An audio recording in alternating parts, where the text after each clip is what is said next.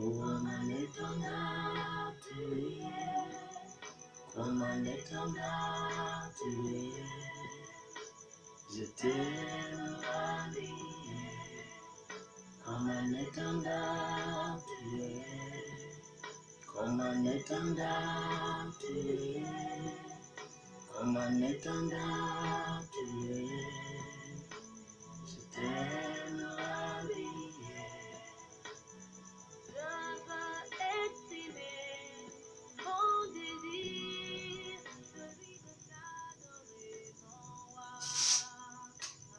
Bonsoir frères et sœurs en Christ. J'ai la joie de vous partager une petite réflexion sur mon homélie du dimanche, le 20e du temps ordinaire. Aujourd'hui, j'ai la joie de nous parler sur un thème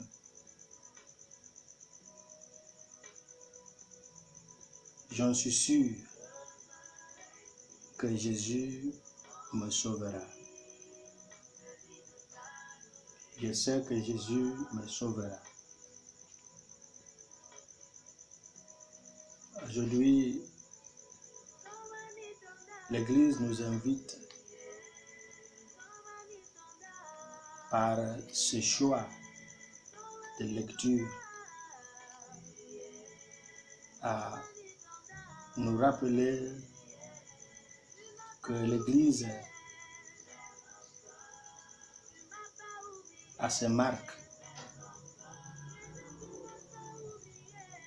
et ce marque de l'Église,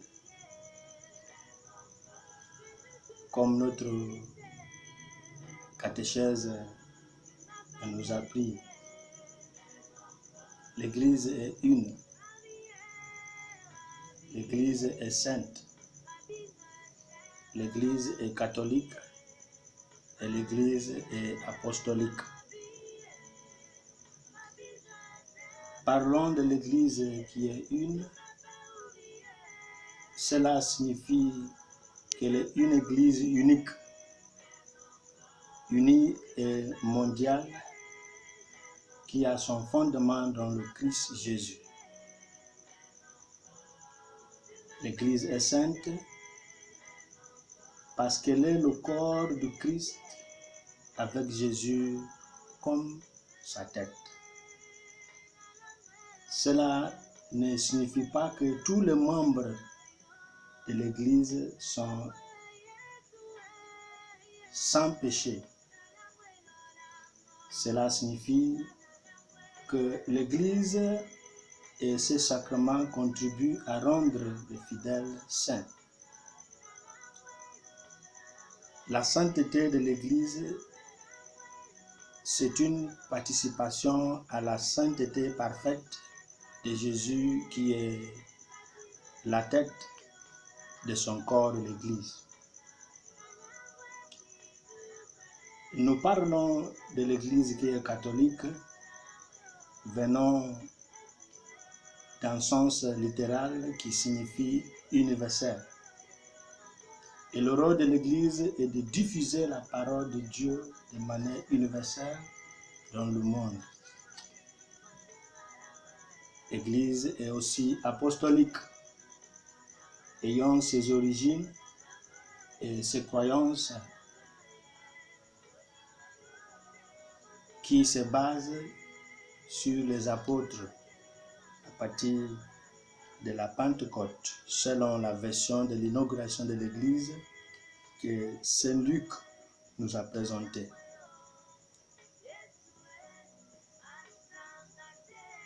Aujourd'hui, l'Église nous propose 3 lectures comme d'habitude, tirées de la prophétie d'Isaïe au chapitre 56, versets 1, 6 et 7. Romains chapitre 11, verset 13 à 15 et de 29 à 32. Et enfin, L'évangile selon saint Matthieu, chapitre 15, de versets 21 à 28. Et parlons de la première lecture. Un sous-thème nous vient au cœur. Dieu pour tous, mais avec des termes et des conditions. Dieu pour tous, mais avec des termes et des conditions. Et cette première lecture nous dit qu'Israël, avant d'aller en exil et avant d'entrer en contact avec les autres peuples, les autres pays, n'était pas catholique. Israël était fermé sur lui-même, mais plus tard, Israël, plus éclairé pendant et après l'exil babylonien, a réalisé que le Dieu unique est le Père de tous. Il est important de noter que le fait que Dieu devient le Dieu de tous ne rend pas l'entrée dans une alliance avec Dieu sans règlement.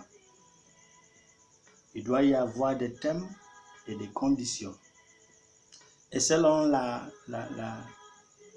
fin de la première lecture que l'Église nous propose aujourd'hui, qui est un document post-exil,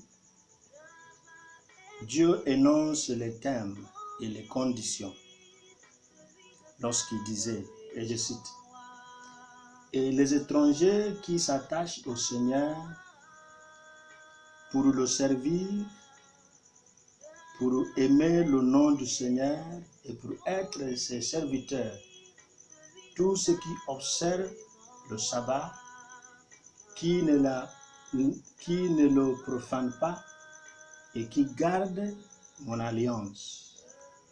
Je les amènerai sur ma montagne sainte et je les rendrai joyeux dans ma maison de prière.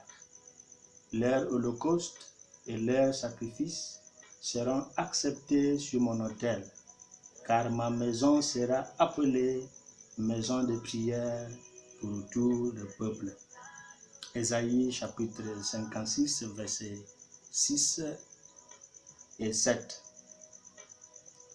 Dieu nous donne des thèmes et des conditions qui fera que c'est à condition que toutes les personnes qui viendront faire partie de cette famille de Dieu sans les faire juifs doivent remplir ce thème et ces conditions d'adorer le Seigneur de tout leur cœur, d'aimer le nom du Seigneur et d'être les serviteurs du Seigneur et d'observer ses commandements. Alors, dans l'Évangile, nous voyons une femme syro-phénicienne qui est venue à Jésus en remplissant certaines de ses conditions. Elle a reconnu Jésus quand elle disait, en l'appelant Seigneur et le Fils de David. Retenons les conditions qu'Ésaïe nous a données. Et cette femme a reconnu Jésus comme le Seigneur. En demandant à Jésus d'avoir pitié d'elle, elle joue le rôle d'une servante de Jésus qu'elle a adressée comme Seigneur et devant lequel elle s'est inclinée. Toutes les personnes, toutes les nations qui viendront faire partie de cette famille de Dieu sans le faire juif doivent obligatoirement reconnaître en Dieu, leur Seigneur, et doivent adorer le Seigneur. Jésus, cherchant à lui faire prendre conscience de la transformation de sa foi, l'a conduit à la foi à travers l'histoire juive qui la stigmatise comme païen et de moindre valeur aux yeux des Juifs, la race choisie, par une analogie des enfants et des chiens. Retenons que cette analogie n'est pas faite pour insulter, mais pour évoquer une situation historique et pour aider cette femme qui veut faire partie de la famille de Dieu à accepter les autres, à être prêt à supporter les autres qui viendront des autres réalités de la vie. Lui permettons de voir le peuple de Dieu à travers leurs différentes cultures, leurs différentes manières de voir Dieu, et non simplement à travers sa culture propre. Et Jésus, en utilisant cette analogie des enfants et des chiens, qu'on ne peut pas mettre, on ne peut pas donner le pain fait pour les enfants aux chiens. Jésus n'a pas voulu appliquer cette analogie pour l'insulter. Par sa foi, il a finalement accédé à la famille de Dieu où les enfants et les chiens, les juifs et les grecs, les libres-nés et les esclaves, les hommes et les femmes sont tous membres d'une seule famille de Dieu par Jésus. Et dans cette situation, Saint Paul nous enseignera mieux à ce sujet. Et nous pouvons voir dans sa lettre aux Galates au chapitre 3, verset 28.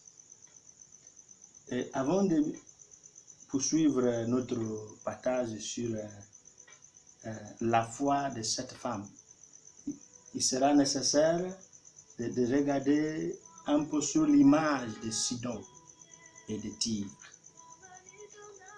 Alors, malgré sa place en dehors de l'alliance avec Israël, comme 1er roi chapitre 11, verset 1 et verset 33 nous dit, et malgré son oppression contre Israël, comme ça se trouve dans le livre de Juges, chapitre 10, verset 12, les habitants de ce territoire ont à un moment ou à un autre consciemment et volontairement bénéficié de la bénédiction de cette alliance.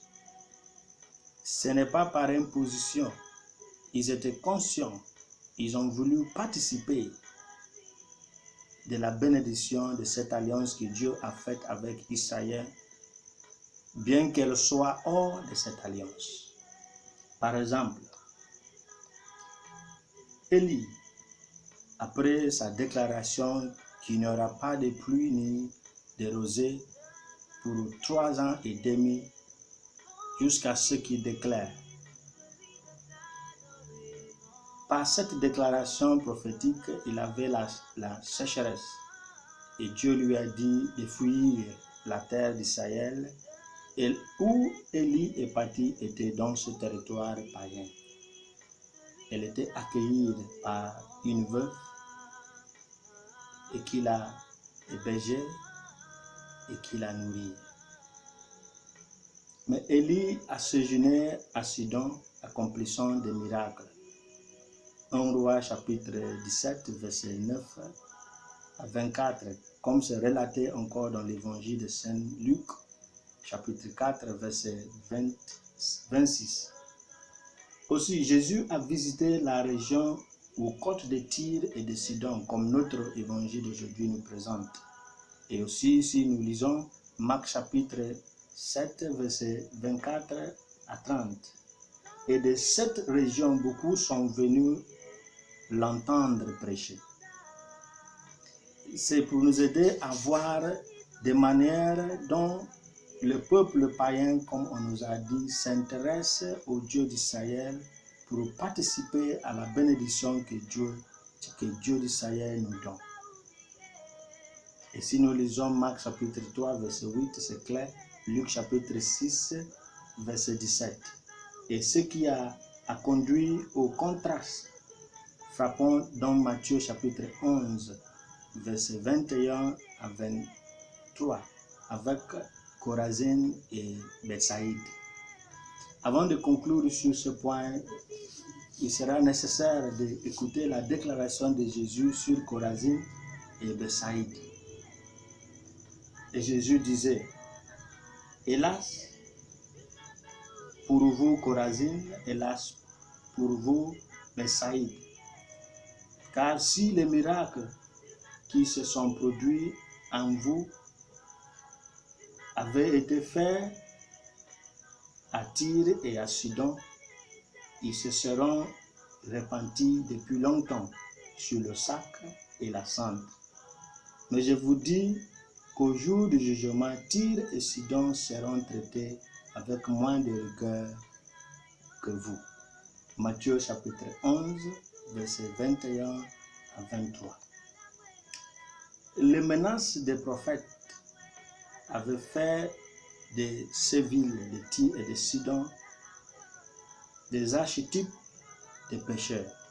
Et si nous lisons la prophétie d'Isaïe au chapitre 23, Ézéchiel chapitre 26, chapitre 27 et chapitre 28, la prophétie de Joël chapitre 3, verset 4, d'Amon chapitre 1, verset 9 à 10, Zacharie chapitre 9, verset 2 à 4.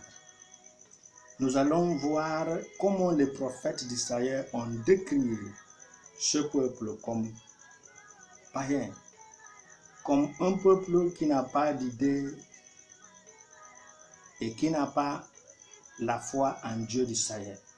Autrement dit, les vauriens. Mais malgré cet héritage et cette marque d'idolâtrie, aujourd'hui nous avons vu une femme venant de cet endroit, mais qui cherche la guérison de sa fille auprès de Jésus en faisant preuve d'un incroyable niveau de foi que l'on trouve rarement en Israël parmi les élus. Et cette femme n'était pas limitée par le fait qu'elle vient d'un peuple païen. Elle n'était pas limitée par ce qu'on a dit sur son peuple.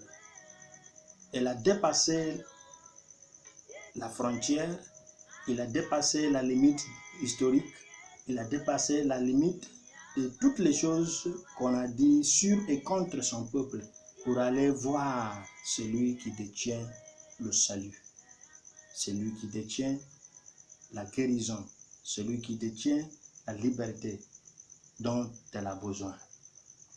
Alors, il y a des leçons qu'on pourra tirer de cette manifestation de foi de cette femme. Numéro 1, on pourra dire que le niveau de foi ne se mesure pas en la durée de la foi. Le salut au dernier jour ne sera pas basé sur notre longue histoire de la connaissance de Dieu, mais sur nos actions correspondant à cette connaissance. La limite ethnique ne signifie pas nécessairement une limite personnelle, bien qu'elle puisse retarder le succès et le progrès personnel. L'approche de Dieu par la foi en Jésus annule tout obstacle transgénérationnel et le baptême ouvre la porte à cette liberté. Une autre chose à retenir comme leçon est que l'expression « je crois » entre guillemets est le début de la foi, tandis que notre fidélité face aux épreuves, face à la réponse tardive de Dieu à nos prières, face au fait de rester fidèles, nous tournons vers Dieu pour la solution à nos problèmes de foi, face aux insultes, etc. Confirme notre foi comme une foi pratique. N'oublions pas que la phrase « je crois » est à la base de ce que nous faisons. Mais il nous faut une mise en pratique de notre foi pour qu'elle soit une foi pratique. Jésus n'a pas de préféré. C'est une chose à retenir. Dieu n'a pas de préféré. Mais que toutes les personnes de toutes les nationalités, de toutes les nations qui le craignent et fait ce qui est juste et acceptable pour lui. Et c'est une réalité que Saint Pierre a eue dans les Actes des Apôtres, chapitre 10, verset 34. Et Saint Paul, en écrivant aux Galates, chapitre 2, verset 6, nous donne cette idée et cet enseignement. Il sera mieux de nous lire ce que Saint Paul nous dit par rapport à cette réalité. Alors, Paul, s'adressant aux Galates, nous dit d'une manière claire. Galates 2, 6, Paul nous dit: mais en ce qui concerne les personnalités, ce qui était alors peu important, Dieu ne regarde pas à la situation des hommes. Ces personnages ne m'ont rien imposé de plus.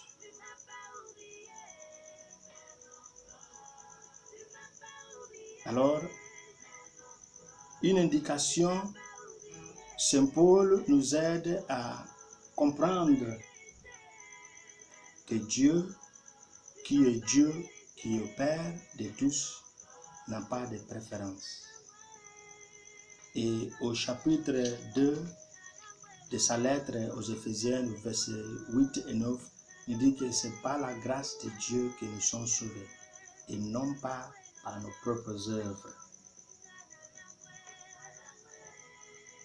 Comme les apôtres qui sont venus supplier Jésus de renvoyer la femme en lui accordant sa demande, nous sommes appelés à intercéder pour d'autres personnes dont le besoin et à ne pas bloquer leur progrès.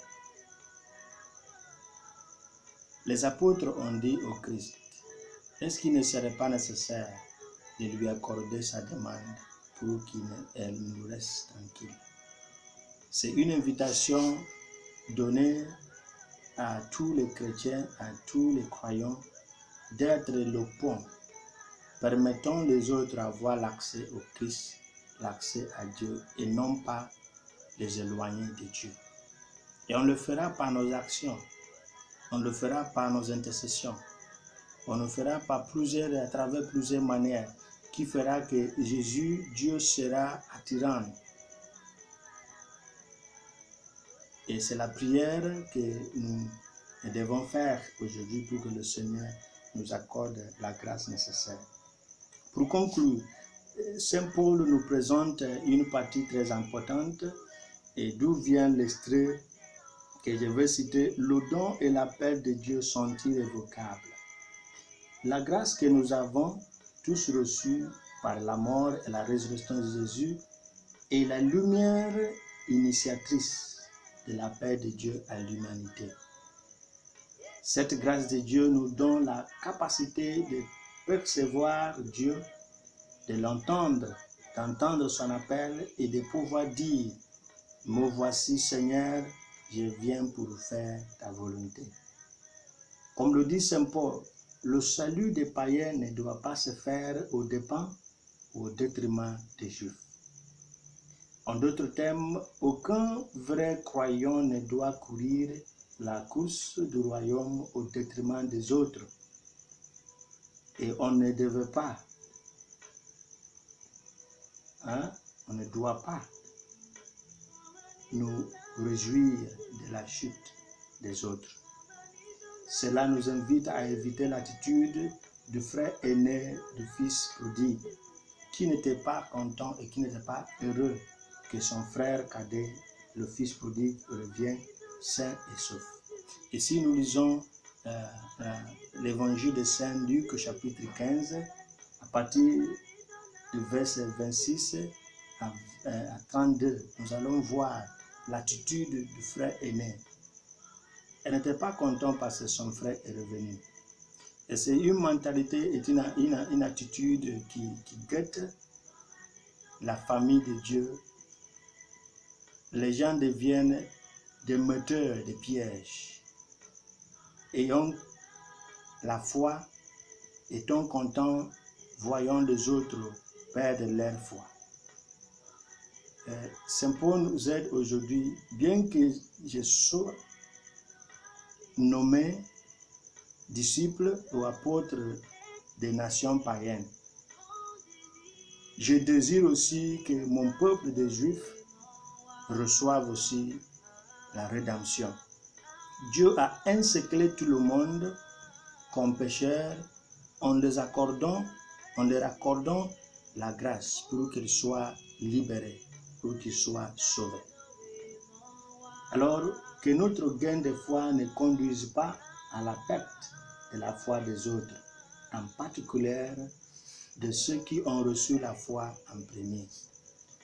Et demandons au Seigneur la grâce de la fidélité, la grâce d'être content, voyant nos frères et sœurs maintenir leur foi et de ne pas vouloir prier, vouloir souhaiter, vouloir travailler vers la perte de leur foi. Parce que Dieu, en tant que notre Père, Dieu, en tant que notre Père, est très grand d'être possédé par une seule nation. Dieu est très grand pour être possédé par un seul peuple. L'héritage de Dieu est très immense qui peut recevoir tout le monde.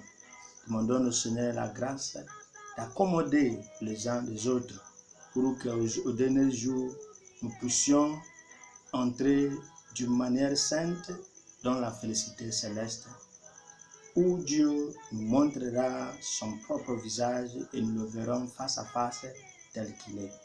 Par la grâce de Dieu, que le Seigneur qui est notre force et notre Dieu nous accorde sa bénédiction et nous protège, le Père, le Fils, le Saint-Esprit. Amen.